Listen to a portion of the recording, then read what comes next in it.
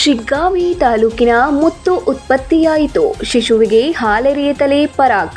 ಇದು ತಾಲೂಕಿನ ಶಾಡಂಬಿ ಗ್ರಾಮದಲ್ಲಿ ಮೈಲಾರಲಿಂಗೇಶ್ವರ ಜಾತ್ರೆಯಲ್ಲಿ ಗ್ರಾಮದ ಗೊರವಯ್ಯ ನೀಲಪ್ಪ ಮಾಕಪ್ಪನವರ್ ಅವರು ನುಡಿದ ಕಾಣಿಕ ನುಡಿಯಾಗಿದೆ. ಪ್ರತಿ ವರ್ಷದಂತೆ ಈ ವರ್ಷವೂ ದಿನಾಂಕ ಮಾರ್ಚ್ 1, 2026ರಿಂದ ಮಾರ್ಚ್ 22, 2026ರವರೆಗೆ 4 ರವಿವಾರ ಮೈಲಾರಲಿಂಗೇಶ್ವರ ದೇವರಿಗೆ ಹಣ್ಣು ಕಾಯಿ ಸಮರ್ಪಣೆ ಮಾಡಿ ಪಲ್ಲಕ್ಕಿ ಉತ್ಸವ, ಡೋಣಿ ತುಂಬಿಸುವ ಕಾರ್ಯಕ್ರಮಗಳು ನಡೆಯುತ್ತದೆ.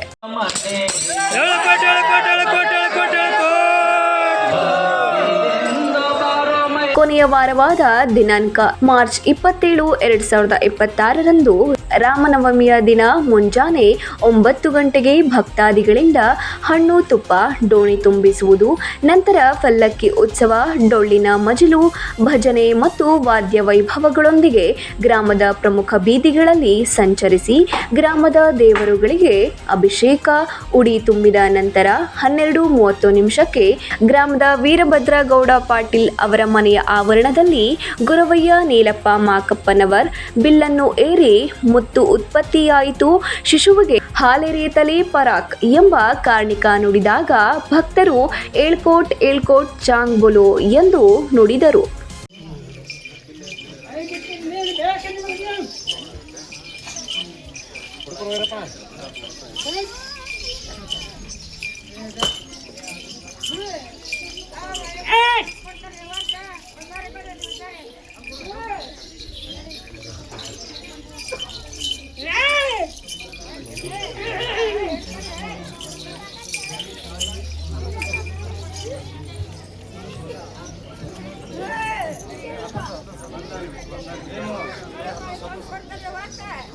ಈ ವರ್ಷ ಮಳೆ ಬೆಳೆ ಚೆನ್ನಾಗಿ ಆಗಿ ಎಲ್ಲರಿಗೂ ಒಳ್ಳೆಯದಾಗುವುದು ಎಂಬುದು ಕಾಣಿಕದ ತಾತ್ಪರ್ಯ ಎಂದು ನೆರೆದ ಭಕ್ತ ಸಮೂಹವು ವಿಮರ್ಶೆ ಮಾಡಿದರು.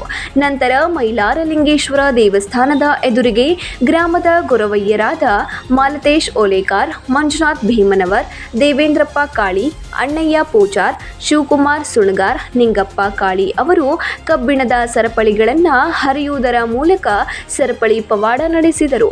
ನಂತರ ಮಹಾಪ್ರಸಾದವೂ ಜರುಗಿತು.